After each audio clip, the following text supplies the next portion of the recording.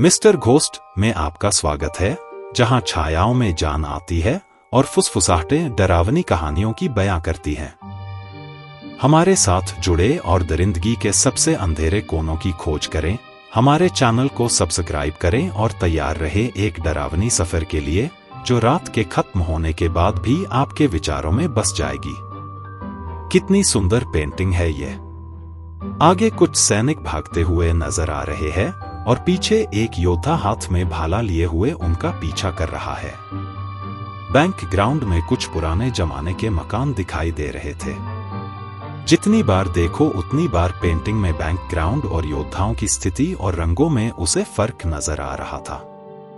50,000 में पेंटिंग खरीद लिया, सोचा कि अपने बेडरूम में लगाएगा।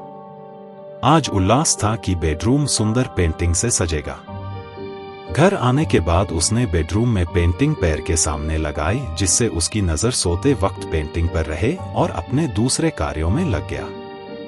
पत्नी शाम को ऑफिस से आ गई। उसने भी पेंटिंग पर एक नजर डालते हुए कहा, पीटर ये पेंटिंग किधर से लाए? पीटर बोला, गैलरी से, बोलो कैसा लगा? जोया बोली, यार पेंटिंग तो अच्छी है, पर जरूरत क्या थी? पीटर पत्नी से उलझने के मूड में नहीं था, अतः चुप रहना ही समझदारी का कार्य था। रात को पीटर ने 2-3 पैग मारे और बेड पर लुढ़क गया। जोया को आज नींद नहीं आ रही थी और उसकी निगाह रूम में इधर से उधर भटकते हुए पेंटिंग पर स्थिर हो गई। पेंटिंग में कुछ सैनिक भागते हुए नजर आ रहे थे और पीछे एक योद्धा हाथ में भाला लिए उनका पीछा कर रहा था। उसे पेंटिंग में कुछ खास चीज नजर नहीं आया। जोया बुदबुदाई, पीटर भी पता नहीं क्या सोचता है। ये कैसी अजीब सी पेंटिंग है। लेकिन कुछ तो था पेंटिंग में, जो जोया की नजर बारंबार उस पेंटिंग पर टिक जा रही थी। तभी जोया को लगा पेंटिंग में कुछ बदलाव हुआ है, जैसे जीवंत हो उठा हो। योद्धा ने भाला को उठा लिया और सैनिकों पर हमला करने के लिए घोड़े को एड़ लगा दिया। घोड़ा हिनहिनाया और दौड़ लगा दिया। सैनिकों ने भी तेजी से घोड़े दौड़ा दिए। जोया मंत्रमुग्ध होकर देखने लगी। अब वह पेंटिंग एक पेंटिंग न होकर युद्ध का मैदान हो गया और जोया उस मैदान में खड़ी थी। थोड़े देर में भयंकर युद्ध छिड़ गया। जोया डर के मारे कांपने लगी। जब जोया को तनिक होश आया तो पीटर चिल्लाने लगी। पीटर से उत्तर नहीं मिला तो उसने देखा कि पीटर तो बिस्तर पर नींद में सो रहा है। यानी जोया पेंटिंग में समा चुकी थी। शरीर अजीब से डर के मारे कांपने लगा। जोया पेंटिंग में समा चुकी थी, उधर पीटर बेखबर बिस्तर पर सो रहा था। जोया की आवाज पीटर के पास नहीं पहुंच रहा था। जोया चीखती चिल्लाती रही, पर सब व्यर्थ। अंततः जोया ने वापस अपने आसपास के स्थिति पर ध्यान दिया। खूनी संग्राम छिड़ा हुआ था। मौत का तांडव देखकर जोया के रोंगटे खड़े हो गए थे। चारों तरफ लाश ही लाश दिखाई दे रहा था। युद्ध मात्र कुछ मीटर की दूरी पर हो रहा था, परंतु किसी का ध्यान जोया पर नहीं था।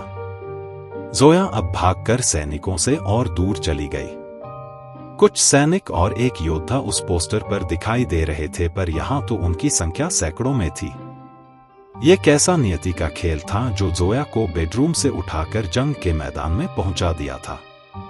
पोस्टर के अंदर शाम होने को आ गया। लालिमा छा गई और युद्ध बंद होने का घोषणा कर दिया गया। जोया ने अपने बेडरूम की तरफ नजर दौड़ाई, जिसमें दीवार पर टंगा घड़ियाल सुबह के 5 बजने का संकेत दे रहा था।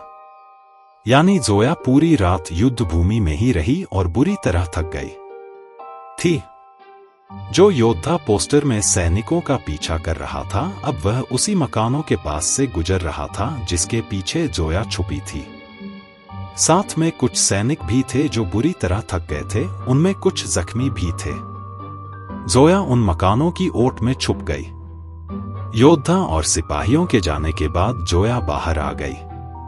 अब मैदान में लाशों और जोया के अलावा कोई नहीं था। रोजाना की तरह पीटर उठकर पहले आंख मला, फिर जोया को आवाज लगाया। पीटर जानता था कि जोया 5:30 बजे के करीब किचन में नाश्ता तैयार करती है। जोया का कोई जवाब न पाकर पीटर किचन के तरफ बढ़ गया। जोया ने पोस्टर के अंदर से ही पीटर को आवाज लगाई, पर आवाज पोस्टर में ही दफन हो गई।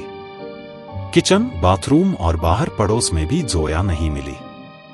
पीटर ने सबसे पूछा, फिर थककर बेडरूम में आ गया। जोया पोस्टर के अंदर से ही पीटर को इशारा कर रही थी, पर पीटर का ध्यान अभी तक पोस्टर पर नहीं गया था। पीटर अब धीरे से बेड पर पैर फैलाकर जोया का इंतजार करने लगा। पीटर सोचने लगा कि जोया इतनी सुबह कहां जा सकती है। तभी उसका ध्यान बरबस उस पोस्टर पर गया और उसकी जोर से चीख निकल गया। पोस्टर में न कोई सैनिक घुड़सवार थे, न ही वह योद्धा जो सैनिकों का पीछा कर रहा था, बल्कि वहां तो लाशों का ढेर लगा था। पीटर भागकर पोस्टर के पास गया, लेकिन वहां तो सब कुछ उल्टा पुल्टा था। जोया ने जब देखा कि पीटर पोस्टर को देख रहा है, तो वह भागकर उन लाशों के बीच आ गई और चिल्लाने लगी। पीटर का ध्यान अब जोया पर गया। पीटर को अब और हैरानी हो गई, क्योंकि जोया पोस्टर के अंदर कैसे जा सकती है। पीटर जोया को पोस्टर के अंदर देखकर जोर से रोने लगा और जोया जोया चिल्लाने लगा। जोया पीटर की आवाज सुन सकती थी, पर जोया की आवाज पीटर नहीं सुन सकता था। अजीबोगरीब स्थिति पैदा हो गई थी। पीटर को रोता देख जोया का दिल तड़प उठता है। कितना प्यार करता है पीटर उससे। कुछ पलों के लिए जोया भूल जाती है कि वह बहुत बड़े मुसीबत में फंस चुकी है। पीटर को जब जोया की आवाज नहीं आती, तो वह पेंटिंग को दीवार से उठाकर बेड पर ले आता है और देखता है। जोया उसे इशारा करती है कि वह पड़ोसियों की मदद ले, लेकिन पीटर उसे छोड़कर जाने को राजी नहीं होता है। जब जोया अपनी कसम दिलाती है, तब जाकर पीटर पड़ोस में जाता है और पड़ोसियों को पूरी कहानी सुनाता है। पहले किसी को भी पीटर की बातों पर यकीन नहीं होता है। पीटर उनको किसी प्रकार विश्वास में लेकर घर के तरफ दौड़ लगा देता है। उधर जोया का ध्यान पास में पड़े लाशों के बीच जाता है, जहां किसी के कराहने की आवाज सुनाई देता है। जोया आवाज सुनकर चारों तरफ देखती है, परंतु अंधेरे की चादर फैलने की वजह से उसे कुछ भी दिखाई नहीं देता। वह धीरे धीरे उस आवाज के सहारे आगे बढ़ती है और कुछ दूर आगे चलने पर उसे अंधेरे में एक घायल सैनिक दिखाई देता है, जो मदद की गुहार लगा रहा होता है। उधर पीटर के पड़ोसी उसके बेडरूम में आकर पेंटिंग देखते हैं। पेंटिंग में मरे हुए सैनिकों की लाशें बिछी हुई हैं, लेकिन जोया कहीं नहीं दिखती। पड़ोसी पीटर पर नाराजगी जाहिर करते हैं कि वह शराब के नशे में काल्पनिक कहानी सुना रहा है। सभी पड़ोसी वापस घर चले जाते हैं। पीटर को हैरानी होती है कि आखिर जोया किधर चली गई। कुछ ही पलों में पेंटिंग का रंग काला हो जाता है और फिर कुछ भी नहीं दिखाई देता। पीटर अजीब से आशंका में सिहर उठता है। पता नहीं उसकी प्रिय जोया किस हाल में होगी। जोया सैनिक के पास जाकर उसकी आवाज सुनती है। सैनिक टूटते हुए शब्दों से किसी अपरिचित भाषा में कुछ कहता है, लेकिन जोया को उसकी भाषा समझ में नहीं आती। वह सैनिक जोया को इशारों में पानी पिलाने को कहता है। जोया इधर उधर दौड़ती है, तब उसे पानी से भरा तालाब दिखाई देता है। हाथ की अंजुली में पानी लेकर आती है और सैनिक को पिलाती है। पानी पीने के बाद सैनिक को कुछ ताकत मिलता है। जोया उसके लिए अजनबी थी और वह अपनी भाषा में उससे पूछता है, पर जोया की बात समझ नहीं पाता। तब जोया उसको सहारा देकर वापस उस ओर लाती है, जहां से उसका बेडरूम दिखाई दे रहा था। बेडरूम में दिन का समय होने की वजह से पूरा प्रकाश था। वह देखती है कि पीटर पेंटिंग को आगे रखकर निहार रहा है। वह बहुत उदास दिखाई दे रहा था। जोया को अपनी गलती का एहसास होता है, क्योंकि कुछ देर पहले उसने पीटर को पड़ोसियों से मदद मांगने की सलाह दिया था और खुद भूलकर दूसरे की मदद करने चली गई थी। पेंटिंग में रात होने की वजह से पीटर उनको नहीं देख पाता है। घायल सैनिक के आंखों में चोट लगे होने की वजह से साफ दिखाई नहीं दे रहा था। बड़ी कोशिशों के बाद उसे धुंधली सी पीटर की आकृति दिखाई देती है। पीटर को देखने के बाद सैनिक की भय और हैरानी से चीख निकल जाता है। पीटर। 4 सैनिक पीटर को देखकर हैरान हो जाता है। वह चीख कर पीटर कहता है। जोया भी सैनिक के मुख से पीटर का नाम सुनकर विस्मित हो जाती है। तुम पीटर को कैसे जानते हो? जोया पूछती है। पीटर मेरा मित्र है और हमारे सेना का सेनापति भी, सैनिक जवाब देता है। लेकिन तुम पीटर को देखकर भयभीत क्यों हो गए हो? जोया पूछती है।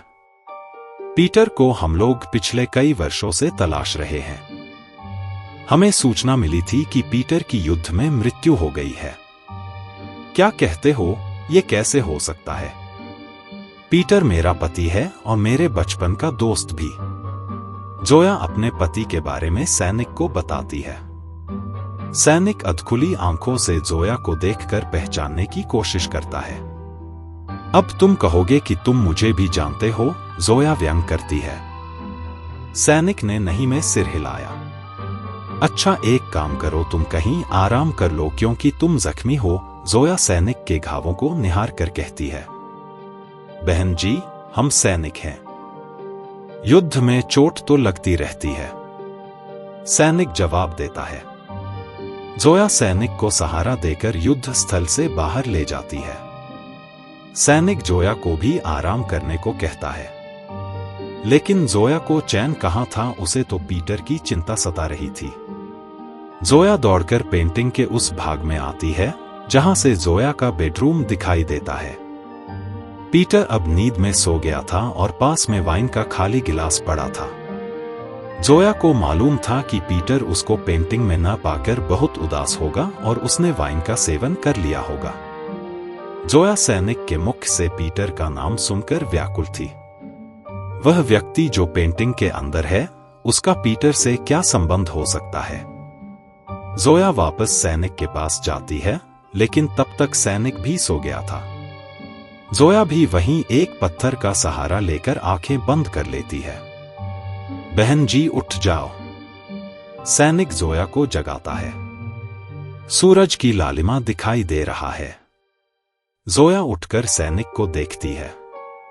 सैनिक कोई 30 साल का नौजवान था। उसके चेहरे और आंख की सूजन थोड़ी कम हो गई थी। सैनिक जोया को युद्ध स्थल से बाहर जाने का आग्रह करता है, जिसे जोया मना कर देती है। जोया को चिंता थी कि वह पीटर से जुदा न हो जाए। जोया सैनिक को लेकर उस स्थान पर जाती है जहां से बेडरूम दिखाई देता है। पीटर अभी भी सो रहा था। जोया आवाज देती है, लेकिन सब व्यर्थ। आवाज पीटर तक नहीं जाती। जोया का उस स्थान पर खड़ा होना मुश्किल था क्योंकि लाशों के अंदर से बदबू आने लगी थी। दोनों युद्ध स्थल से दूर जाकर बैठ जाते हैं। जोया उस सैनिक से नाम पूछती है। जी मेरा नाम एंटनी है। कौन सी जगह है ये? जोया का अगला सवाल। बुल्गारिया? क्या? हाँ जी ये बुल्गारिया है। आपका नाम क्या है? सैनिक पूछता है। मेरा नाम जोया है और मैं ब्रिटेन की रहने वाली हूं। क्या? असंभव है, सैनिक को विश्वास नहीं होता। तुम्हारी भाषा तो बुल्गारियन है, फिर ये कैसे हो सकता है? नहीं, मैं जन्म से ही ब्रिटिश हूं। फिर पीटर? सैनिक हैरान था। पीटर भी ब्रिटिश है और स्पेशल फोर्स में कमांडो है। जोया ने स्थिति से अवगत कराया। फिर तुम बुल्गारिया में कैसे? सैनिक ने अगला सवाल किया। जोया अपनी आप बीती सैनिक को बताती है। सैनिक के चेहरे पर कितने भाव आते और जाते हैं। तभी कुछ घुड़सवार युद्ध स्थल की ओर आते हुए दिखाई देते हैं। सैनिक म्यान से तलवार खींच लेता है। घुड़सवार नजदीक आते हैं और वे सभी एंटनी के सेना से थे। सरदार आप जिंदा हैं? सभी एक साथ बोल उठते हैं। हाँ मैं जिंदा हूं। यदि ये बहन मुझे पानी नहीं पिलाती तो मैं भी मर गया होता, एंटनी बोला। सभी जोया के तरफ हाथ जोड़ देते हैं। जोया भी हाथ जोड़कर अभिवादन स्वीकार करती है। एक घुड़सवार एंटनी से कहता है, कि युद्ध शुरू होने में कुछ घंटे शेष हैं। सेना तैयार है। आप कृपया महल चलें क्योंकि आप घायल हैं और आपको चिकित्सा की अत्यंत आवश्यकता है। परंतु एंटनी मना कर देता है। एंटनी जोया से आग्रह करता है कि वह महल जाकर आराम करे, लेकिन जोया पीटर को छोड़कर जाना नहीं चाहती। अंततः एंटनी सिपाहियों को कुछ हिदायत देकर वापस भेज देता है। जोया उस योद्धा के बारे में पूछती है जो पेंटिंग में सैनिकों का पीछा करता है, तो एंटनी बताता है कि वह विद्रोही है और राज्य पर कब्जा करना चाहता है। उसका नाम कराडे है। अत्यंत बुद्धिमान और कुशल योद्धा, लेकिन उसके इन गुणों के बावजूद वह देश का दुश्मन है। हमें मालूम है कि पीटर के अनुपस्थिति में वह हम लोग से ताकतवर है। वह अकेला सैकड़ों योद्धाओं पर भारी है। आज का युद्ध निर्णायक होने वाला है। हम अपनी पूरी ताकत झोंक देंगे। एंटनी की आंखों में विश्वास झलक रहा था। घुड़सवार अपने साथ मृतक सैनिकों के शव भी ले गए थे, इसलिए मैदान खाली हो गया था। जोया वापस उस स्थान पर जाती है जहां से उसका बेडरूम दिखाई देता है। पीटर उठकर बैठा था और उसके आंखों में आंसू साफ झलक रहा था। जोया को देखते ही वह जोया जोया कहकर चिल्लाने लगता है। जोया भी रोने लगती है, परंतु उसकी आवाज पीटर को सुनाई नहीं देता। पीटर पेंटिंग को छूकर जोया को महसूस करना चाहता है, परंतु सब व्यर्थ। तभी घोड़ों की टापों से वातावरण गूंज उठता है। जोया का ध्यान उन आवाजों पर जाता है और वह भागकर युद्ध स्थल से बाहर चली जाती है। भयानक युद्ध शुरू हो जाता है। कराडे सचमुच कुशल योद्धा था। वह जिधर जाता है मैदान साफ हो जाता है। जब सैनिक मरने लगते हैं तो एंटनी सामने आ जाता है। दोनों के मध्य भयंकर युद्ध छिड़ जाता है।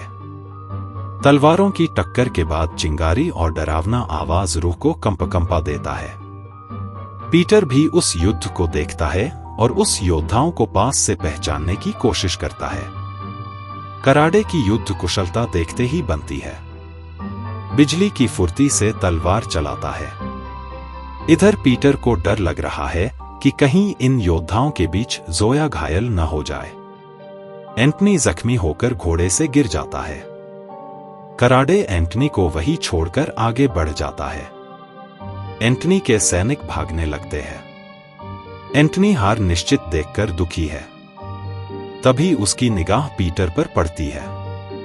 एंटनी जोर से पीटर पीटर चिल्लाता है। इस बार एंटनी की आवाज पीटर को सुनाई देता है। पीटर ध्यान से एंटनी को देखता है, लेकिन पहचान नहीं पाता। एंटनी आखिरी बार पीटर को पुकारता है और फिर बेहोश हो जाता है। पीटर एंटनी को छूकर देखता है। तभी पीटर को बिजली गरजने की आवाज सुनाई पड़ता है और उसी के साथ पीटर भी पेंटिंग में समा जाता है। पीटर भी पेंटिंग में समा जाता है। पेंटिंग में जाते ही पीटर हतप्रभ होकर चारों तरफ देखता है। पीटर को अब तक स्थिति का अंदाजा हो गया था। उसे मालूम था कि ये पेंटिंग सामान्य नहीं बल्कि एक रहस्यमयी पेंटिंग है। पीटर की नजरें जोया की तलाश कर रही थी। युद्ध भूमि में चारों तरफ लाशों का ढेर लगा हुआ था। आगे बढ़ना बहुत मुश्किल कार्य था। पीटर किसी प्रकार जोया से मिलना चाहता था। तभी जोया की नजर पीटर पर पड़ती है और जोया पीटर का नाम लेकर आवाज लगाती है। अब पीटर ने भी जोया को देख लिया और लाशों के बीच जगह बनाकर जोया की तरफ बढ़ने लगा। पीटर को लगा कि लाशों के बीच कोई जाना पहचाना इंसान है जो विक्षिप्त हालत में उसको पुकार रहा है।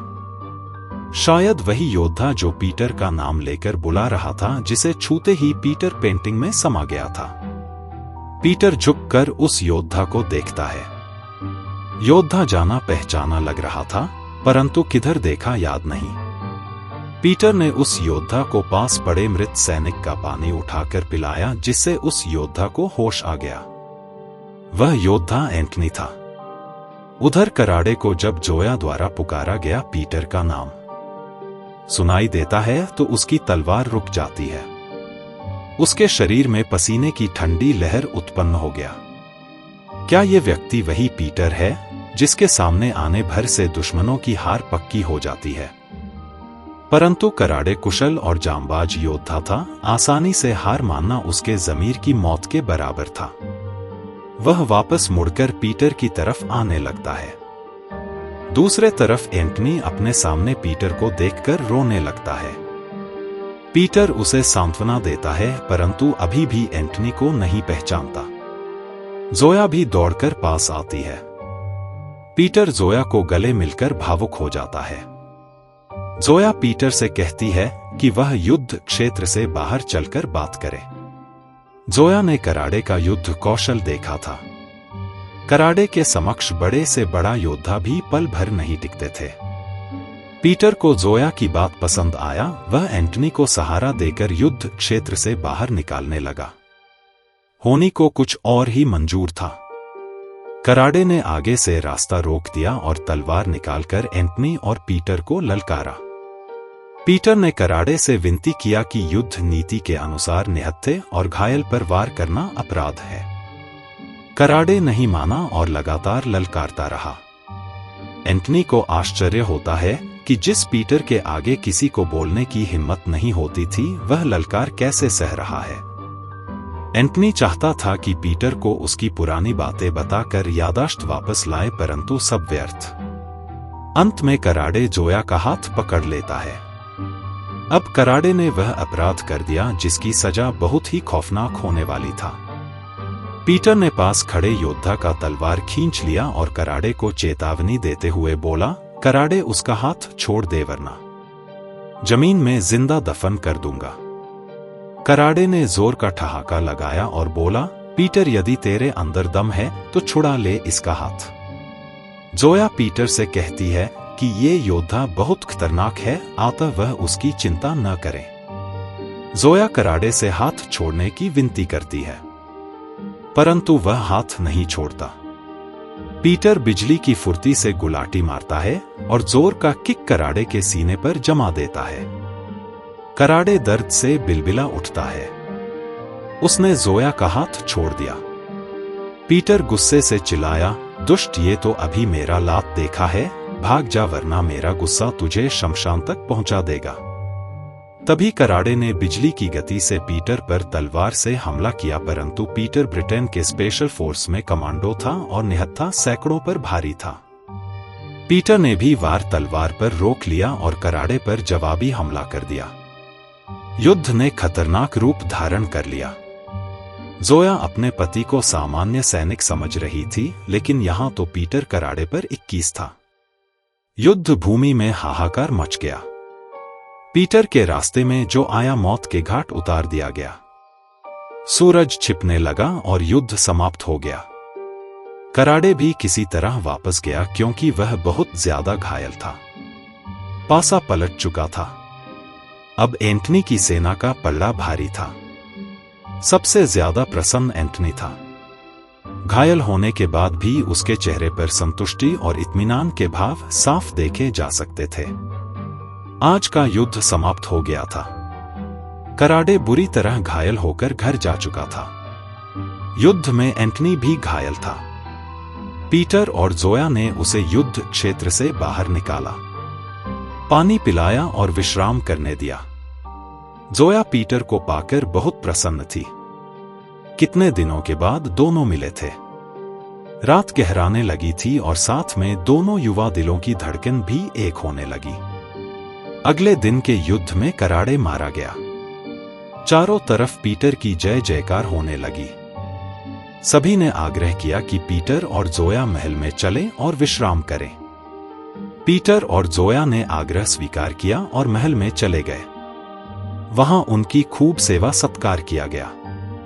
रात को सोते समय उनका ध्यान दीवार पर टंगे हुए उस पेंटिंग पर गया जो किसी शीशे जैसा था और पेंटिंग में उनका बेडरूम दिखाई दे रहा था। दोनों हैरान होकर शीशे को देखने लगे। खासियत ये था कि दोनों हैरान होकर शीशे को देखने लगे। खासियत ये था कि जो व्यक्ति उसके सामने खड़ा होता उसकी तस्वीर दिखाई देता था और शीशे से दूर होने पर पीटर का बेडरूम दिखाई देना। अगले सुबह पीटर ने एंटनी से बात किया। एंटनी ने राज्य के बेहतरीन ज्योतिषी को बुलाया। ज्योतिषी ने बात सुनी और समझाया। पीटर बुल्गारिया के इसी प्रांत का सेनापति था। युद्ध में घायल होने के बाद उसका पता नहीं चला वह किधर गया। एंटनी जो पीटर का मित्र और राजा है, उसने मोर्चा संभाल लिया, परंतु कराड़े जैसे दुष्ट राजाओं की नजर राज्य पर पड़ चुकी थी। ज्योतिषी ने उस शीशे के बारे में बताया कि वह एक जादुई शीशा है। पीटर अपनी ताकत इकट्ठा करने के लिए उस शीशे को छुआ और अगले दुनिया में चला गया। जिस युग से पीटर और जोया अभी आए हैं वह भविष्य है। हम 16वीं शताब्दी में हैं, जबकि पीटर 20वीं शताब्दी से आया है। यही कारण है कि पीटर ने आसानी से कराड़े को युद्ध में मात दे दिया। पीटर ने कहा, हम अब अपनी उसी दुनिया में वापस जाना चाहते हैं जो इंग्लैंड में है। लेकिन एंटनी उसे छोड़ना नहीं चाहता था। बहुत समझाने के बाद एंटनी पीटर को छोड़ने के लिए राजी हो गया।